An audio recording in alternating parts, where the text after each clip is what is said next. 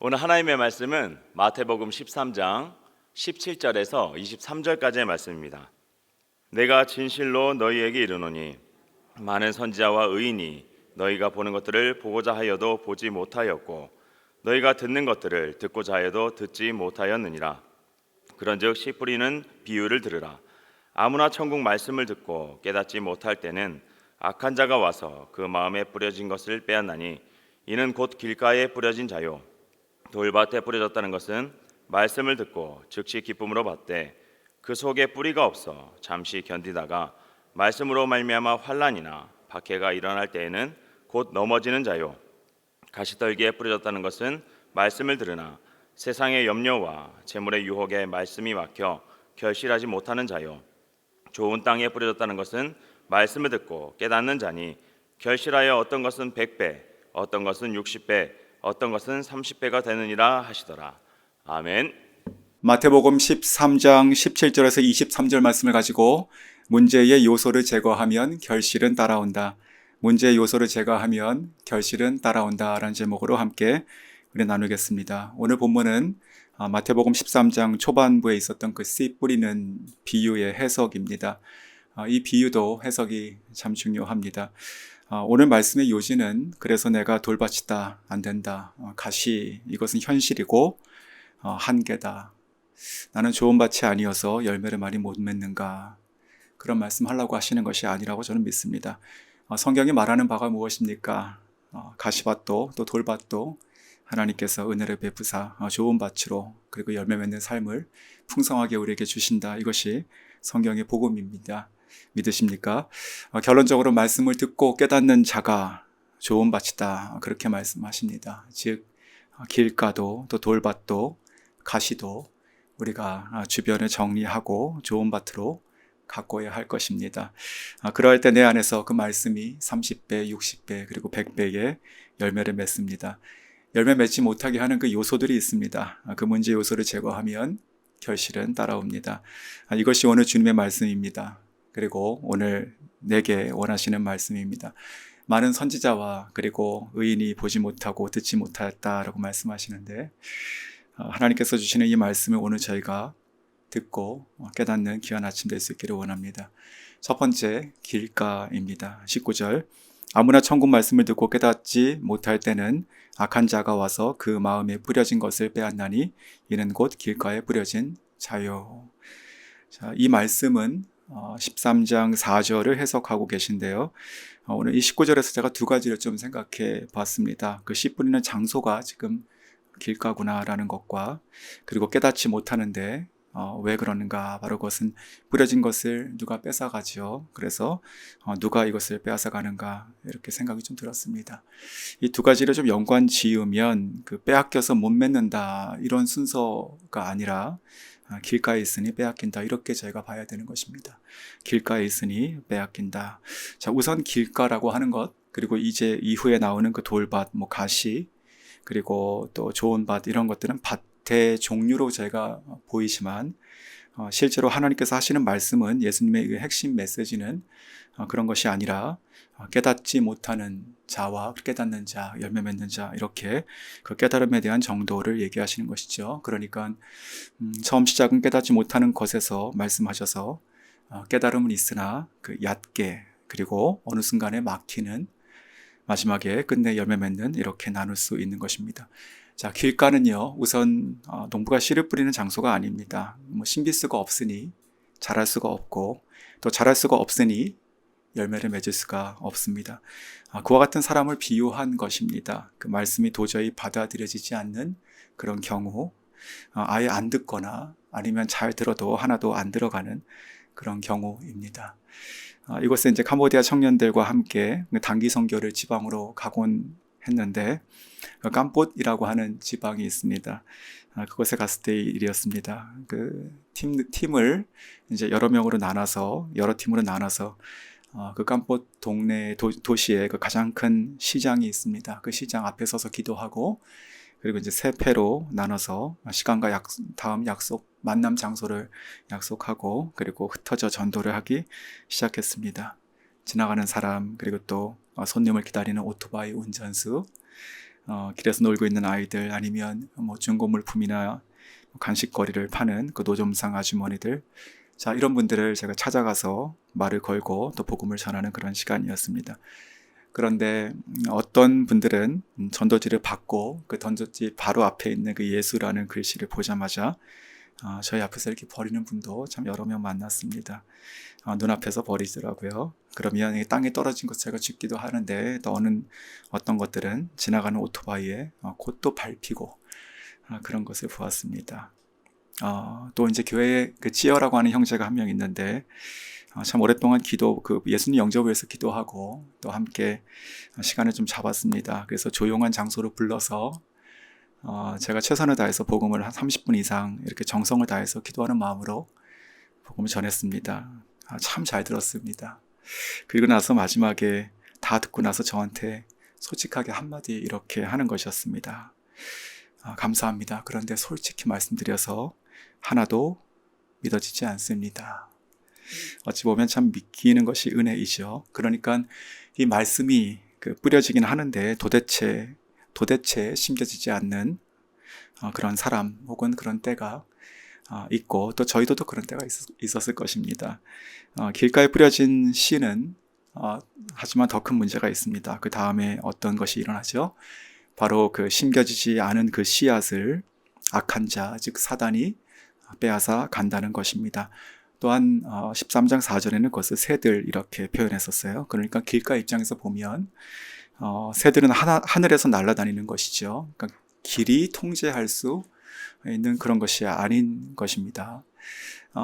그냥 뺏기는 것이에요. 그러니까 사단의 입장에서 보면 혹 나중이라도 정말 만에 하나 그 씨앗이 열매를 맺을 수 있다라면 그것을 빼앗아 삭슬 잘라버리는 것이다. 이렇게 또 생각이 듭니다. 자, 우리가 누군가를 만나서도 또 내 자신을 돌아봐도 그런 때가 분명히 있었습니다. 그 문제 요소는요, 길가입니다. 그 길가를 나와야 되는 것이지요. 나오지 않고는 계속 반복될 것이에요. 그러니까 씨앗을 새들에게 빼앗기기 전에 우리가 심어야 되는데 또 그냥 두면 곧 물어가지요. 그러니까 뭐 가령 지금 설교를 듣고 계신 중이라도 그렇지라고 생각하는 것보다 훨씬 나은 방법은 길가에서 나오라 이렇게 간단하게 노트를 하시는 것, 이런 것이 어쩌면 씨앗을 더 확실하게 남기는 것이 아닐까 생각이 듭니다. 간단한 것이지만 정말 내 눈에 그리고 마음의 흔적을 계속 남기는 것, 이것이 바로 심는 행위라 생각이 드는데, 저희가 곧 그 하프이어 특세가 다음 주에 있지 않습니까? 올해 첫 주에 뽑은 말씀 구절 무엇인지 기억하십니까? 그리고 말씀 카드 어디 있으십니까? 제가 그런 것도 혹 지금 생각이 안 나시는 분이 계시다면 어서 바로 도로 찾아오시면 좋겠습니다. 우리가 하나님께 기도하고 뽑은 말씀 한 해 동안 붙잡아야 되는 그 말씀이라고 우리가 믿는다면 그 말씀을 놓치고 살아가는 것은 참 큰 손해일 것입니다. 성경을 찾아서 밑줄을 긋고 또 날짜를 적어놓고 또 암송하여 계속 묵상 반복하고, 자, 이런 것들이 일단 우리가 빼앗기지 않는, 그러니까 열매를 맺는 것은 나중 일이고 일단 빼앗기지 않는, 꽉 잡는 그런 모습일 것입니다. 그런데 이런 이야기들은 솔직히 저희가 잘 알고 있습니다. 그런데 그 길가의 특징 중에 하나가 또 무엇인가 생각해 보니까 참 분주하다라는 것이지요. 볼 게 많고 또 할 일도 많고 바쁩니다. 그러면 뭐 새만 있을까요? 길가에는요, 소매치기도 많이 있습니다. 그러니까 우리가 그렇게 마음이 분주하면 그 영적인 소매치기를 당한다, 이렇게 생각이 듭니다. 그러니까 길가를 나와야 되는 것입니다. 나오지 않고선 저희가 길가에서는 절대로 심겨질 수가 없으니 결실을 맺을 수가 없는 것이죠. 이 나오기 위해서는 저희가 자각하는 것이 필요합니다. 내가 지금 어디 서 있는가? 나의 상황이, 나의 삶이 지금 어떤 상태인가? 저희가 자각하고 그리고 나올 노력이 필요합니다. 가령 성경을 잘 읽지 못하는 이유가 많이 있을 것이에요. 또 예배를 잘 우리가 매주 나오지 못하는 이유도 혹 많이 있을 것입니다. 그런데 사실은 결국 그 원인을 생각한다면 성경은 안 읽기 때문에 못 읽는 것이고 교회는 안 나오기 때문에 예배드리지 못하는 것입니다. 너무나 참 그 역설 같은 이야기인데, 좀 생활이 좀 안정되고 또 내가 좀 바쁜 일이 지나가면 성경도 보고 예배도 드리고 또 봉사도 하고 헌신하겠다라고 하지만 그런 날은 잘 오지 않는 것 같습니다. 어쩌면 점점 더 우리의 삶은 더 복잡해지고 분주해지죠. 쌈이라고 하는 청년이 이곳에 있습니다. 30대 청년인데요. 그 직장이 참 많이 바빠지더라고요. 그래서 참 예수님을 잘 믿는 형제였는데 점점 한 번씩 이렇게 예배에 좀 빠지는 이렇게 시작했습니다. 그러면서 어느 날 저한테 개인적으로 기도 제목을 이렇게 보내더라고요. 요지는 그것이었습니다. 요즘 일이 너무 많아서 이것을 일이 좀 줄기를 원하고 그래서 예배 나올 수 있으면 좋겠다. 함께 기도해달라. 이런 것이었습니다. 그래서 저는 제가 이 형제를 알잖아요. 그리고 이 문제가 무엇인지 제가 이제 파악이 되니까 제가 기도하고 형제에게 이렇게 답장을 보냈습니다. 내가 지금 보니까 나에게 기도를 부탁한다는 그 행위가 너가 지금 하나님께 익스큐즈하는 것 같다. 예배드리지 않으면 예배드릴 수가 없다. 지금 내가 한 말을 잘 생각하고 판단하기 바란다. 그것이 나의 기도다. 이렇게 얘기했어요. 나중에 기회는 나오게 됐습니다. 길가에서 나오지 않으면 말씀이 들어가기가 어렵습니다. 그 길가의 문제 요소는 길가 자체입니다. 그러니까 그 다음이 새인 것이죠. 내 자리를 보고 내 주변 환경 그리고 혹 내 주변에 있는 사람들을 잘 보고 저희가 혹 필요하다면 정리하는 것이 필요합니다. 그것이 길가에서 나오는 것이라 생각이 듭니다. 자리를 이동하고 주변을 정리하여 열매 맺는 대로 전환할 수 있기를 원합니다. 자, 두 번째 돌밭입니다. 20절, 21절. 돌밭에 뿌려졌다는 것은 말씀을 듣고 즉시 기쁨으로 받되 그 속에 뿌리가 없어 잠시 견디다가 말씀으로 말미암아 환난이나 박해가 일어날 때에는 곧 넘어지는 자요. 자, 우선 이 돌밭의 경우는 반응을 했죠. 그러니까 길가와의 차이는 그 말씀이 들어갔다 이렇게 볼 수 있습니다. 그러니까 깨달음이 조금은 있었어요. 그래서 기뻐했지 않습니까? 그 말씀을 듣고 기뻐했습니다. 그런데 곧 넘어진다. 이것이 문제인 것이죠. 자, 여기서 20절과 21절에서 저희가 주목해야 되는 것은 속도에 해당하는 단어들입니다. 즉시 기쁨으로 그리고 잠시 견디다가 곧 넘어진다 이렇게 되어 있죠. 그러니까 순식간에 뜨거워졌다가 어느 순간에 와르르 훅 무너지는 그런 모습을 보게 됩니다. 이것이 바로 기피입니다. 뿌리가 없는 것에 대한 그 현상인 것이죠. 혹은 우리가 미성숙하다 이렇게 얘기할 수 있습니다. 그리고 뿌리 내리지 못하는 원인은 여기서 지금 돌들이라고 이렇게 나와 있는데, 즉 돌밭의 그 문제 요소는 돌이죠. 그러니까 뿌리 내릴 수가 없는 것이고 이 돌을 빼야 되는 것입니다. 그것이 해결인 것이죠.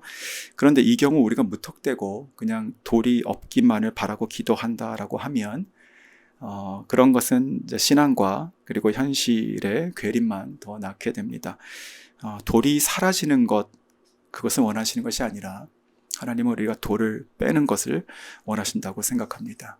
자, 본문에서 그 돌은 지금 환난과 그리고 박해라고 했습니다. 그 외부적인 것이죠. 일종의 좀 표현을 하면 돌이 나라와 나를 치는 그런 어려움들입니다.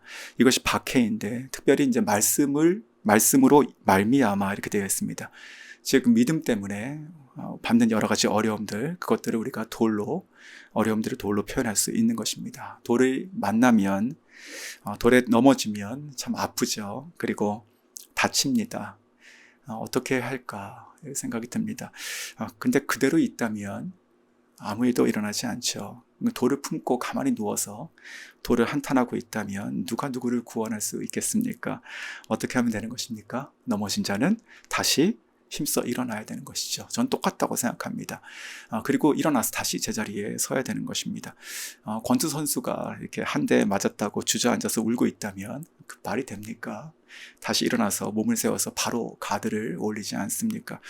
돌에 맞으면 넘어진 것이 끝이 아니라 넘어졌으면 일어나야 한다.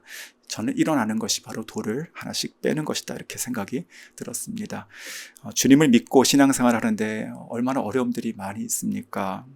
그런데 그 환난과 그리고 박해들만 우리가 다 이어서 계속 생각을 묵상하면 우리 인생은 그저 좌절이고 또 실망이고 또 실패고 절망이고 그런 것에 대한 연속으로 보입니다. 그런데 내 인생은 그렇게 돌밭으로만 보이는 것이 아니라 내가 계속 일어나고 그 일어난 것들을 계속 연결해서 본다면 돌밭이라 하더라도 우리의 그 신앙의 인생들은 기쁨이고 또 회복이고 또 다시 일어남이고 또 감사가 될 것입니다. 돌을 빼고 돌을 깨서 그 사이로 뿌리 내리는 인생, 그렇게 살아가길 원합니다. 우리 각자가 그리해야 할 것입니다. 그리고 가정에서 남편과 아내가 서로 그렇게 도와서 해야 될 것이고, 또 부모와 자녀가 믿음의 가문을 세워가는 데 방해되는 돌들을 합심하여 힘써서 빼내야 됩니다. 목장에서도 돌에 걸려진 지체가 있다면 저희가 그들을 힘써 같이 일으키도록 해야 될 것입니다. 돌을 제거하여 그리고 열매 맺는, 그리고 개인 열매 맺는 공동체가 되어야 할 것입니다. 끝을 알면 저희가 살아갈 답이 보이죠. 말씀으로 말미암는 환난과 박해라고 정확히 말씀하셨습니다. 그렇다면 누가 책임지겠습니까? 바로 예수님께서 책임지시죠. 그러니까 우리가 박해로 넘어지는 순간 주님을 바라봄으로 일어나기만 한다면 주님께서 결국 책임지시겠다. 저는 그 뜻도 오늘 이 말씀에 담겨 있다고 믿습니다. 자, 세 번째 가시입니다. 22절. 가시떨기에 부러졌다는 것은 말씀을 들으나 세상의 염려와 재물의 유혹에 말씀이 막혀 결실하지 못하는 자유. 자, 얼핏 보면 말씀을 들으나 힘받지 못하는 것으로 이렇게 보입니다. 마치 돌밭하고 비슷하게 보여요. 하지만 이건 큰 차이가 있습니다.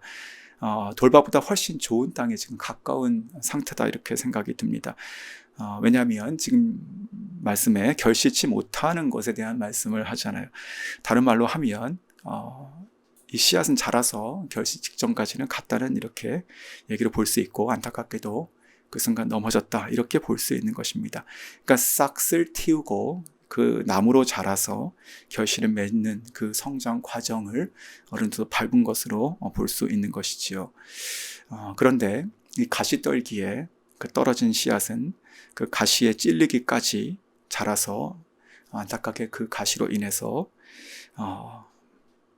그 결실이 막혀서 거기서 끝나게 되는 것이죠. 이 가시는 오늘 성경 본문에서 그 세상의 염려 그리고 재물의 유혹, 이렇게 표현하고 있습니다. 여기서 세상이라고 하는 그 원어를 찾아보니까 보다 어떤 시대, 이렇게 좀 보일 수 있는 그 단어가 쓰였습니다. 그러니까 우리가 지금 살아가고 있는 이 시대의 환경, 이것을 세상으로 보고 있는 것이죠. 보다 원론적인 것이 아니라 우리의 어떤 현실적인 그런 상황들을 얘기한다고 저는 생각이 듭니다. 그러니까 내가 지금 직면하고 있는 여러 가지 어려움들, 또 문제들, 그로부터 발생되는 그 염려들, 그런 굉장히 현실적인 것들에 인해서 그 말씀이 막힌다, 지금 이렇게 말씀하고 계십니다. 즉 이 시대가 바뀌면 그 새로운 염려 또 유혹들이 또 새롭게 나올 것입니다. 저희보다 저희 자녀들이 더 어려움들이 많을 것이고요. 자, 이런 아주 현실적인 것을 원론적으로 우리가 그냥 극복해라, 이렇게 강요한다면 또 신앙과 또 삶의 현실에서 삶에서도 좀 괴리가 좀 많이 벌어지게 되겠죠. 지금의 염려는 어제의 염려, 더 정확하게 얘기하면 오늘 내가 딱 직면하고 있는 이 염려는 내가 예전에 한번 해봤던 것과 똑같은 것은 사실은 어느 의미에서 보면 없습니다. 비슷한 종류는 있지만 항상 새롭게 오늘 내가 다시 도전받는 것이지요. 청년의 때 가졌던 고민들을 내가 가지고 또 어떤 세대 단절을 가지고 내가 청년에게 이렇게 살아라, 이렇게 얘기를 또 할 수가 없는 것입니다. 가령 이런 기사를 봤어요. 요즘 청소년들이 어떤 고민을 가지고 있을까, 이런 거 보니까 저희는 이렇게 생각을 합니다. 그래, 가정 형편이 어렵지 않고, 그리고 성실하고 또 공부 잘하고 학교 잘 나가고 아프지 않고, 그러면 이 아이는 별 고민이 없을 것 같다, 이렇게 생각이 들었습니다. 그런데 그 조사의 결과를 보니까 청소년들이 가지고 있는 가장 큰 고민은 가정 형편도 아니고요, 그리고 성적도 아니고, 그리고 대학 진학도 아니었습니다. 바로 친구 관계였습니다. 그러니까 더 구체적으로 말씀드리면 어제 올린 그들의 인스타에 오늘 아침에 어떤 댓글이 달린 것 때문에 하루 종일 마음이 상하고 또 잠 못 이루고 또 심한 경우는 멘탈이 무너지게 된다라고 하는 건 제 얘기가 아니고 전문가의 얘기예요. 그러니까 저만 봐도 제가 중고등학교 때 그때 스마트폰이 있었습니까? 아니면 SNS가 있었습니까? 없었죠. 그러니까 저희들의 자녀들, 지금 그 아이들이 가지고 있는 그 세상의 염려라고 하는 것은 저희가 경험하지 못한 것들을 가지고 염려하고 있습니다. 신앙생활도 마찬가지인 것 같습니다. 그 믿음의 가문을 이루는 과정도 어찌 보면은 그런 면이 굉장히 중요한 것 같습니다. 내가 이렇게 했으니 이렇게 하자라고 할 것이 있고 그렇게 해서 풀리지 않는 것도 있다라는 것이지요. 그러니까 무슨 말인지는 알겠는데 어떻게 하라는 것인지 모르겠다 이렇게 생각하게 되는 부분들이 있는 것입니다. 그것이 지금 우리가 가진 또 앞으로도 가진 무수히 새롭게 생겨날 세상의 염려들입니다. 자, 이 염려는 없어지는 것이 그러므로 아닙니다. 가시가 되어서 계속 찌르는 것이지요. 22절에 그 말씀이 막혀라고 되어 있는데 이 막힌다라고 하는 이 표현, 이 원어의 뜻은 질식시키다. 그러니까 숨을 못 쉬게 한다는 그런 뜻입니다. 참 정확한 것 같아요. 그러니까 가시에 우리가 찔리면 그냥 순간 이렇게 따끔하고 뭐 이렇게 빼내면 되고 그런 것이 아니라는 것이에요. 그냥 숨이 막히도록 나를 질식시키도록 내 영혼이 마른다는 뜻이죠. 그래서 그 13장 7절 앞으로 가도 이렇게 표현이 되어 있었습니다. 가시가 자라서 기운을 막았다. 그러니까 가시가 자란다는 표현도 참 무섭지 않습니까? 그러니까 염려도 유혹도 새로 생겨나는 것도 어려운 것인데 그런 것들도 계속 자란다는 것이죠. 자, 그렇다면 어떻게 해야 될까요?